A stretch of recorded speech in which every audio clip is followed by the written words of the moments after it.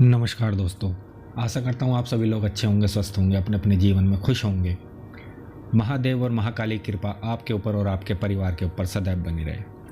दोस्तों, मैं आप सबसे क्षमा चाहूँगा क्योंकि वीडियो मैं नहीं डाल पा रहा हूँ, क्योंकि दरअसल मैंने जैसा आपको बताया है काफ़ी सारी वीडियो में कि मैं जॉब करता हूँ, मैं ड्यूटी करता हूँ। तो दोस्तों मुझे समय नहीं मिल पा रहा है क्योंकि कंपनी में काफ़ी काम है और मैं आप सबसे हाथ जोड़कर माफ़ी चाहता हूँ कि मैं वीडियो डालने की पूर्ण रूप से प्रयास करूँगा, परंतु बहुत कम वीडियो डाल पाऊँगा क्योंकि दरअसल क्या है, मेरे को समय ही नहीं मिल पा रहा है, आप समझ सकते हैं। तो दोस्तों, आशा करता हूँ आप लोग मेरी मजबूरी समझ रहे होंगे। दोस्तों, आज जो मैं आपको बताने जा रहा हूँ ये महेश के बारे में है और महेश की पत्नी के साथ क्या हुआ था, क्यों उसके प्राण चले गए थे, मतलब उसके साथ ऐसी क्या घटना घटी थी कि माँ स्वयं विवश हो गई, माँ शमशान काली उसके प्राण लेने के लिए। दोस्तों, हुआ ये था कि महेश से जब हमारी मुलाकात हुई थी तो उसकी पत्नी की रीढ़ की हड्डी में, डॉक्टरी भाषा में यदि कहें तो, पस पड़ चुका था। यानी कि उनकी रीढ़ की हड्डी में पस पड़ चुका था और वो ना ही तो बैठ पा रही थी ना ही खड़ी हो पा रही थी, बस वो हमेशा लेटी रहती थी। तो दोस्तों, उनके ऊपर जो क्रिया करी गई थी महेश की पत्नी जी के ऊपर, यानी कि उनकी वाइफ के ऊपर, उनका नाम था प्रेमलता जी। दोस्तों, वो रहने वाले गाजियाबाद के थे, काफ़ी अच्छा परिवार है। मैं अब भी उनके कांटेक्ट में हूँ, जब उनका मन करता है वो मुझसे बात कर लेते हैं या मेरा मन करता है मैं उनसे बात कर लेता हूँ। तो दोस्तों, जब उनसे हमारी मुलाकात हुई तो महेश जी हमारे पास आए और हमसे कहने लगे कि भैया ऐसे ऐसे बात है और मेरी पत्नी की रीढ़ की हड्डी में पस पड़ चुका है। डॉक्टरों ने भी जवाब दे दिया है कि कुछ ही दिन के ये मेहमान हैं, क्योंकि पस एक तरीके से रीढ़ की हड्डी में तो था ही, परंतु उनके पूरे शरीर में उस पस से जहर बन गया था, यानी कि उनके पास समय बहुत कम था। उसके बाद दोस्तों, जब उनसे हमने वार्तालाप करी तो जब मैंने उनके बारे में कुछ पूछा और जब निगाह लगाई, यानी कि जब मैंने देखना आरंभ करा उनके घर के बारे में, उनके परिवार के बारे में, दोस्तों आप ये विश्वास करना मेरी बात का कि हुआ इस तरीके से था कि मेरी भी तबीयत काफ़ी ख़राब हो चुकी थी जब मैं उनके घर पर निगाह मार रहा था, क्योंकि इतनी सारी चीज़ें मुझे दिखाई दे रही थी और मेरे ऊपर दबाव बना रही थी कि मैं उन चीज़ों से अपने एक तरीके से पीछा भी नहीं छुड़ा पा रहा था।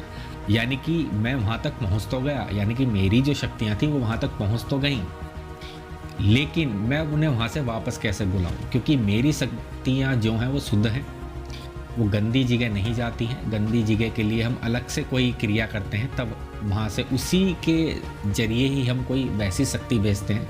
जैसे कि आप सात्विक शक्ति होती है और तामसिक शक्ति होती है, तो सात्विक शक्ति को उठाने के लिए हम तामसिक शक्ति को यदि हम भेजते हैं तो तुरंत वो पीछे हट जाती है सात्विक शक्ति।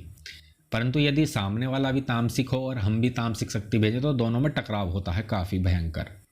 आप भली भांति मेरी बातों को समझ रहे होंगे। तो दोस्तों, ये वीडियो फिर ज़्यादा लंबी हो जाएगी, इसलिए मैं इसको शॉर्ट में बनाना चाहूँगा और आपसे मैं पूर्ण रूप से माफ़ी चाहता हूँ, तहे दिल से माफ़ी चाहता हूँ। दोस्तों, मैं वीडियो नहीं डाल पा रहा हूँ, पर मैं आपसे वादा करता हूँ कि बहुत जल्द जैसे ही मेरा कंपनी का काम पूरा हो जाएगा मैं तुरंत आपको वीडियो देना आरम्भ कर दूँगा।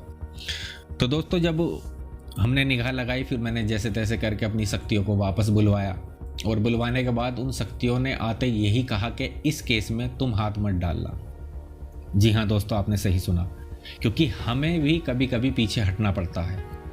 यदि इसलिए नहीं कि हम डर गए, नहीं, क्योंकि शक्ति इतनी भयानक होती हैं दोस्तों, ये भगत की भी जान ले लेती हैं।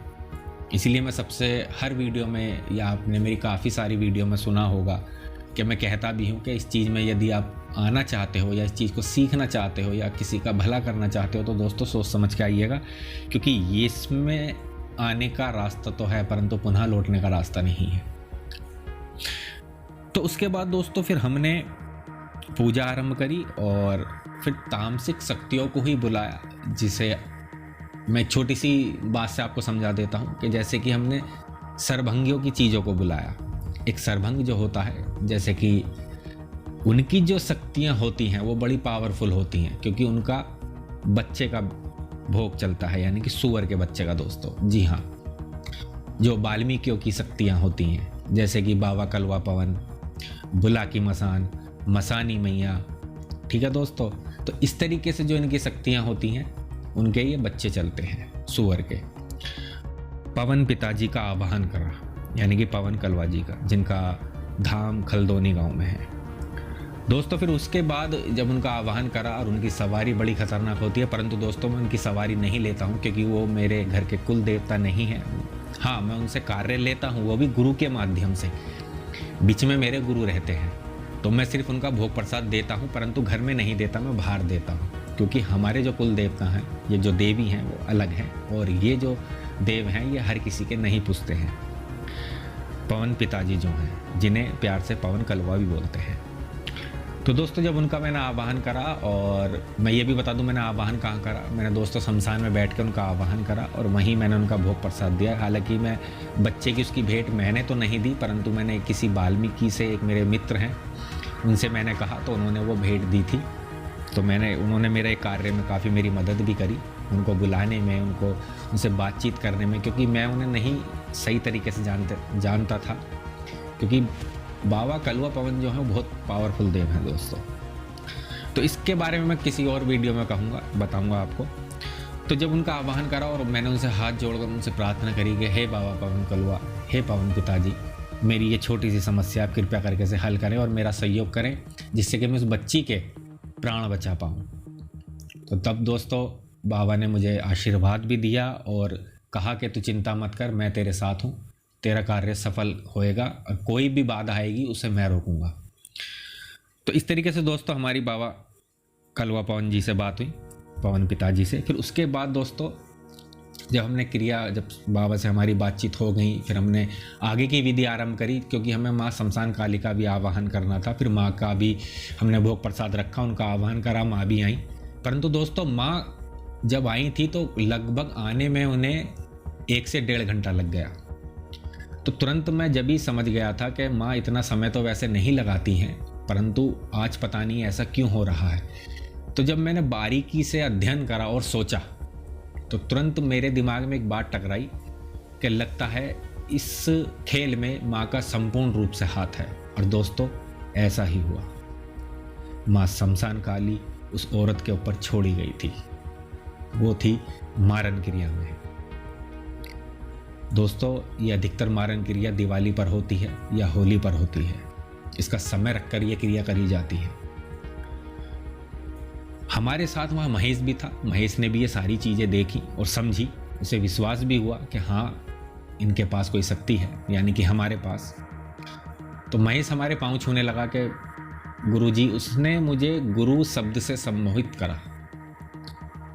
करा मुझे गुरु शब्द से, उसने मुझे गुरु कहा। और फिर दोस्तों मैंने उससे कहा कि महेश जी से कि महेश जी आप चिंता मत करो, मैं पूर्ण रूप से प्रयास करूंगा, अपनी जी जान लगा दूंगा, जितनी शक्तियां हैं, जितना मुझे गुरु का ज्ञान है, मैं सारा ज्ञान इस चीज़ के लिए झोंक दूंगा, परंतु मैं कोशिश पूरी करूंगा कि आपकी पत्नी के प्राण बच पाए।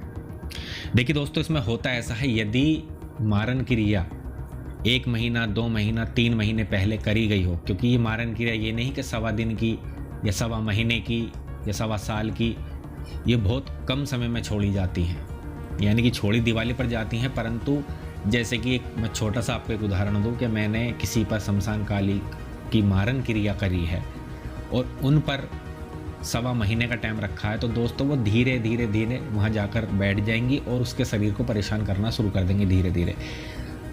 जब तक वो इंसान भगत के दौरे पहुँचेगा, वहाँ छानबीन करेगा और सही है या गलत है भगत इस बारे में पता लगाएगा, तब तक तो माँ अपना खेल चुकी होती है। तो दोस्तों ये मारन क्रिया इतनी आसानी से नहीं हटती है, इस क्रिया के लिए अपने प्राण भी दांव पर लगाने पड़ते हैं। तो सभी माताएं बहनों से और मेरे भाइयों से, मेरे मित्रों से, सबसे मेरे से हाथ जोड़कर प्रार्थना कि यदि आप किसी के लिए भी कोई क्रिया ऐसी कर रहे हैं तो कृपया करके ना करें, क्योंकि इसमें एक शख्स नहीं पूरा परिवार बर्बाद हो जाता है। और ये मत समझिएगा कि आपके ऊपर पलटेगी नहीं, माँ होती है, और जब माँ अपनी पर आती है तो किसी को भी नहीं बख्शती है, चाहे भगत हो या कोई आम इंसान हो, माँ दंड जरूर देती है। हाँ, यदि हम माँ को मारन क्रिया में चलाते हैं तो माँ की मजबूरी है, क्यों, हमने उनकी सिद्धि कर रखी है, उनकी भक्ति कर रखी है, उन्हें मंत्र तंत्र से सिद्ध कर रखा है, तो इसलिए वो विवश होकर वो हमारे कार्य करती हैं। ऐसे कार्य, जो तामसिक कार्य होते हैं। माँ की जब सवारी आई तो काफ़ी विकराल रूप में सवारी आई और काफ़ी हाथ पैर फेंके उन्होंने। उसके बाद दोस्तों मैं ये तो नहीं कहूँगा कि आपसे मेरे शरीर में आई या किसी के शरीर में आई, मैं उस शख्स का नाम नहीं बताऊँगा। फिर माँ ने बड़ी भारी आवाज़ में कहा मुझसे कि क्यों बुलाया है तूने मुझे, क्या चाहता है तू मुझसे, क्यों मुझे परेशान कर रहा है, क्यों मुझे मेरा कार्य करने नहीं दे रहा है तू। मैंने माँ से बड़े मन को अपने को शांत कर कर माँ से कहा कि माँ, मेरी आंखों में आंसू भी थे दोस्तों, कि माँ तू क्यों इस बच्चे को परेशान कर रही है, आखिर इस परिवार ने, इस बच्चे ने, इस बच्ची ने क्या बिगाड़ा है तेरा।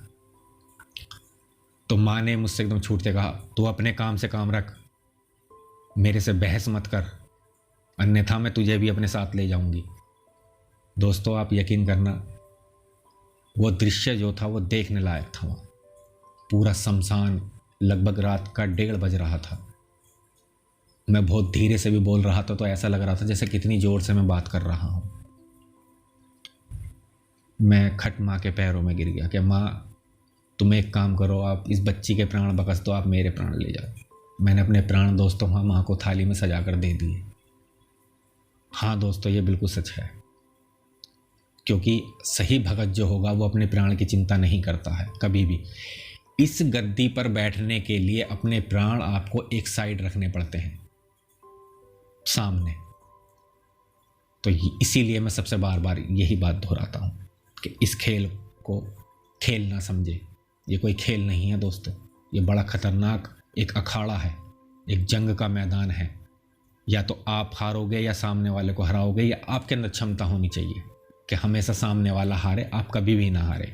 और शक्तियाँ भी उसका साथ देती हैं जो सत्य की राह पर चलता है, जो धर्म की राह पर चलता है, शक्तियाँ भी उसका साथ देती हैं। उसके बाद दोस्तों जब मैं माँ के चरणों में पड़ा रहा बहुत देर तक, मैंने कहा मैं आपके चरण नहीं छोड़ूंगा जब तक आप मुझे एक छोटी सी मेरी एक ख्वाहिश ऐसा पूरा नहीं करेंगी। लेकिन माँ ने मुझे वचन नहीं दिया दोस्तों। मैं तभी समझ गया कि अब जो भी कुछ हमने ये करा था ये सब व्यर्थ गया हमारा, क्योंकि ये इसलिए हुआ था दोस्तों, माँ का समय पूरा हो चुका था। कुल 3 दिन बाकी थे उसके प्राण जाने के लिए। दोस्तों वो जो क्रिया छोड़ी गई थी मैं अब आपको बताता हूँ वो कितने समय की क्रिया थी। दोस्तों वो 7.5 महीने की क्रिया थी, यानी कि 7.5 महीने के अंदर उस महिला के प्राण लेकर आए माँ। और वो मुझसे मिले थे दोस्तों कुल 1 हफ्ता पहले। तो इसलिए दोस्तों जब समय ज़्यादा हो जाता है तो हम भी कुछ नहीं कर पाते हैं। कहते हैं कि संत वचन पलटे नहीं पलट जाए ब्रह्मांड। संतों की वाणी कभी दोस्तों झूठी नहीं होती है। मैं अपने आप को संत नहीं बता रहा हूँ, मैं भी आपकी तरह एक आम इंसान हूँ, आम आदमी हूँ। मैं भी जॉब करता हूँ, काम करता हूँ, अपना परिवार देखता हूँ। परंतु दोस्तों ये मेरी एक निस्वार्थ सेवा है लोगों के प्रति। जब माँ ने मुझे वचन नहीं दिया दोस्तों तो मैं काफ़ी निराश हुआ और मैंने माँ के चरण छोड़ दिए। बस चरण छोड़ते ही माँ तुरंत वहाँ से अंतर ध्यान हो गई। माँ वहाँ से चली गई। महेश ने मुझसे पूछा गुरुजी अब क्या होगा। तो मैंने महेश को बड़े प्यार से समझाया, उसकी सांत्वना को बांधा, उसके धीरज को बांधा। मैंने कहा महेश अब तुम धीरज रखो, अब तो सिर्फ ऊपर वाले से प्रार्थना करो कि आपकी पत्नी के प्राण आराम से निकले, कोई दर्द या कोई पीड़ा ना हो, क्योंकि वो काफ़ी समय से पीड़ा भुगत रही हैं। तो दोस्तों ये जो बात मैं आपको बता रहा हूँ मैं बड़े भारी मन से बता रहा हूँ। क्यों? क्योंकि शायद मैं उस चीज़ को देखकर ये हमेशा दिमाग में रखता हूँ कि कभी भी मेरे साथ ऐसी कोई घटना ना हो या ऐसा कोई केस मेरे पास ना आए। मैं माँ से भी प्रार्थना करता हूँ, महादेव से भी प्रार्थना करता हूँ कि इस तरीक़ा का केस कोई मेरे पास ना भेजे जिसका समय कम हो, क्योंकि बड़ा मन दुखता है दोस्तों। एक तरीके से निराशा हाथ लगती है कि इतनी हमने सेवा करी, इतना, क्योंकि हमें गिल्टी फील होता है। मुझे तो होता है दोस्तों। मैं किसी से कोई पैसा नहीं लेता हूँ, फ्री में इलाज करता हूँ। हाँ, भोग प्रसाद का जो खर्चा है दोस्तों वो तो आपको देना होगा। उसके बाद दोस्तों फिर हम वहाँ से सब सारी पूजा पाठ विधि कर अपने घर पर आ गए। घर पर आने के बाद महेश रोने लगा। पूरे रास्ते वो रोता हुआ आया था और रोते रोते कह रहा था, गुरुजी मेरा सब कुछ ख़त्म हो गया, काश मैं आपसे पहले मिल जाता। तो मैंने तभी एक महेश से एक बात कही थी कि देखो, जो भी होता है उस ईश्वर की मर्जी से होता है। उसकी मर्जी के बिना एक पत्ता भी इस धरा से नहीं हिल सकता दोस्तों, आप सब भी जानते हैं भली बात ही। तो महेश से मैंने कहा कि देखो, अब जो होना है वो तो होकर रहेगा, विधि का विधान है, ईश्वर का लेखा कोई नहीं मिटा सकता। पर मैंने महेश से कहा, मैं आपके आगे के लिए बंदोबस्त करवा जरूर दूंगा, कर जरूर दूंगा। तो महेश ने कहा, ठीक है गुरुजी, मेरा एक छोटा सा परिवार है, मेरी पत्नी तो चली जाएगी और मेरे 2 बच्चे हैं, एक लड़का एक लड़की, मैं उनका भविष्य बनाऊंगा। और उसने मुझे वहाँ एक ऐसी बात कही मुझसे, मेरे दिमाग में आज ही वो बात घूमती है बार बार कि आखिर उसने ऐसा क्यों कहा। लेकिन अब जाकर मेरी समझ में आता है कि हाँ, सच्चा प्यार क्या होता है, अब मेरी समझ में आता है। उसने मुझसे कहा, गुरुजी मैं जीवन में कभी भी शादी नहीं करूँगा, अपने दोनों बच्चों को माँ का और अपने बाप होने का दोनों का फ़र्ज अदा करूँगा, अपने बच्चों को किसी भी चीज़ की कमी नहीं रहने दूँगा। जो मेरी पत्नी के सपने थे उन्हें मैं पूरा करूँगा, पूरा करने के लिए मैं उनमें अपनी पूरी जी जान लगा दूँगा, अपने बच्चों को भविष्य बनाऊँगा। और दोस्तों उसने ऐसा करके दिखाया भी। आज उसका जो बड़ा लड़का है दोस्तों, उसकी सरकारी जॉब है, और जो उसकी लड़की है वो बैंक में मैनेजर है, प्राइवेट बैंक में। दोस्तों दोनों अच्छा खा कमा रहे हैं।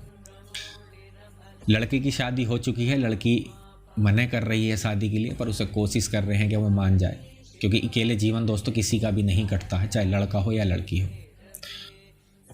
तो दोस्तों ये सब हुआ था महेश के परिवार के साथ, और महेश के परिवार के टच में मैं आज भी हूँ। मैं उनके दोनों बच्चों से भी मिलता रहता हूँ, वो भी मुझे गुरुजी कहते हैं और महेश तो मुझे कहता ही है गुरुजी। तो दोस्तों देखिए, ज़िंदगी जो है वो बहुत अच्छी है अगर आप सही तरीके से जिएं तो। अन्यथा मैं ये नहीं कहता कि आप दारू मत पियो या मुर्गा मत खाओ, बीड़ी सिगरेट, मैं इन चीज़ों के बारे में कुछ नहीं कह सकता, क्योंकि ये निर्णय आपका है। आपने जब पीना सीखा या सिगरेट पीना सीखा, दारू पीना सीखा, मीट खाना सीखा, तो आपने किसी से कोई सलाह तो नहीं ली होगी, आपने अपनी मर्जी से करा, तो आप छोड़ भी अपनी मर्जी से सकते हो। तो दोस्तों मैं फिर एक बार आपसे फिर क्षमा चाहूँगा कि दोस्तों मैं वीडियो नहीं डाल पा रहा हूँ, उसके लिए आप लोग मुझे क्षमा करें। बस मुझे आप थोड़ा सा समय दीजिए, मैं आपको स्पष्ट बता देता हूँ मैं कब तक अभी इस तरीके से वीडियो आएंगी। जैसे ही दोस्तों मुझे समय मिलेगा मैं आप लोगों के लिए वीडियो बनाता रहूँगा और आप मेरी वीडियो देखते रहिए। तो दोस्तों चलिए मैं आप सबसे अब इजाज़त लेता हूँ।